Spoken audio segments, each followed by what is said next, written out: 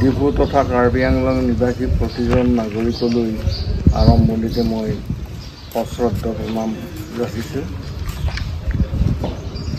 দুৰ্ভাগ্যবশতঃ আজি আমি ইয়াত বিগত 14 মাৰ্চৰ সন্ধিয়া সংঘটিত হোৱা এক অপ্ৰীতিকৰ ঘটনাৰ হাত ধৰি একত্ৰিত হৈছোঁ। আমাৰ এই ঘটনাক লৈ আমাৰ যি চিন্তা চৰ্চা তাক ৰাজহুৱাভাৱে অৱগত কৰাৰ কথা।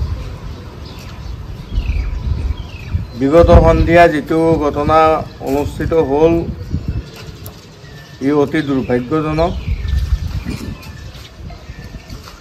ইয়াক আমি অতি গভীৰভাৱে গৰিহণা দান কৰিছোঁ। যিজন দোষী হয়, যিজনক কৰায়ত্ব কৰা বুলি আমি অলপ শুনিছোঁ, সেইজনে দোষী সাব্যস্ত হ'লে উপযুক্ত শাস্তি পাব লাগে। কাৰণ আমি কোনো অৱস্থাতেই কেতিয়াও কোনো ধৰণৰ অভূয়া শক্তিক সমৰ্থন কৰা নাই। আৰু আমাৰ যিটো ইছলামিক দৰ্শন এই অনুসাৰে হত্যা হিংসাৰ স্থান ইয়াত নাই। সৰ্বোপৰি কথা হ'ল বৰ্তমান মাহটো আমাৰ ৰমজান মাহ, ই ত্যাগৰ মাহ।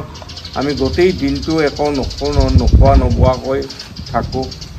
গতিকে এনেকুৱা এটা মাহত এজন মানুহ যদি ইমান উত্তেজিত হ'ব পাৰে আৰু ইমান ঘৃণনীয় এটা কাম কৰিব পাৰে, সেয়া আমি ভাবি পোৱাৰ বহুত আঁতৰ। যিয়েই হওক, আমি এই বিশেষ ব্যক্তিজনক গৰিহণা দিয়াৰ লগতে তেওঁ উপযুক্ত শাস্তি পোৱাৰ কামনা কৰিলোঁ। আৰু যিজন যুৱকে আঘাতপ্ৰাপ্ত হ'ল তেওঁৰ আশু আৰোগ্য কামনা কৰি সৃষ্টিকৰ্তাৰ ওচৰত আমি সৰ্বান্তকৰণে প্ৰাৰ্থনা জনাইছোঁ যাতে তেওঁ অতি সোনকালে আৰোগ্য হৈ হওক। আৰু তেওঁৰ কুশল মংগল কামনা কৰিছোঁ। তেওঁৰ পৰিয়ালবৰ্গক আমি আন্তৰিকতাৰে সমবেদনা জ্ঞাপন কৰিছোঁ। দুৰ্ভাগ্যক্ৰমে আমি বুজাত এয়া এটা দুজন ব্যক্তি বিশেষৰ মাজৰ ঘটনা। কিন্তু এতিয়া কথাটো তাৰ পৰা ফালৰি কাটি যোৱাৰ দৰে লাগিছে। সেয়াও গুণী জ্ঞানী সমাজৰ বিবেচনাৰ বিষয়।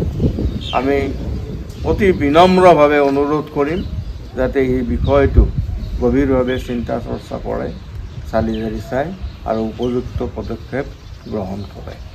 ইয়াকে কৈ মই মোৰ বক্তব্যৰ ডিফু মছজিদ কমিটি তথা আমাৰ ইছলামিক সমাজৰ ফালৰ পৰা বক্তব্যৰ সামৰণি মাৰিছোঁ। ধন্যবাদ।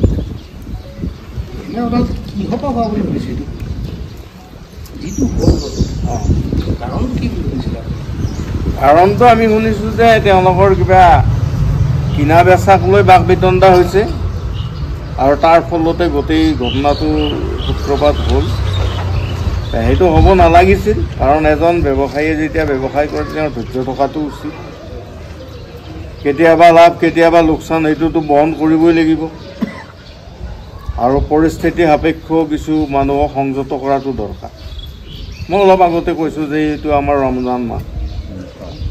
আমি নিশাৰ ভাগৰ পৰা আজি এতিয়া 3:25 পৰা আকৌ নেক্সট 5:25লৈকে আমি একো নোখোৱা নোবোৱাকৈ আছোঁ বা থাকিম। ইমানখিনি ত্যাগ আমি কৰোঁ ধৰ্মীয় দৃষ্টিভংগী।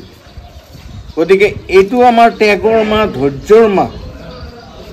এনেকুৱা এটা মাহত এজন ব্যক্তি ধৈৰ্যচ্যুত হৈ পেলাই ইমান গভীৰ এটা কাম কৰিব পাৰে যিটো কল্পনা কৰিব নোৱাৰে। যিটো এই মাহটোৰ যিটো সাৰমৰ্ম তাৰ সম্পূৰ্ণ এটা বিপৰীত ছবি দাঙি ধৰিছে। কোনোবাই ক'ব আৰু কোনোবাই ক'ব আপোনালোকেতো এইটো বিচাৰিছে যে দোষীটো ইতিমধ্যে এৰেষ্ট কৰিছে। আইনত শাস্তি কৰিব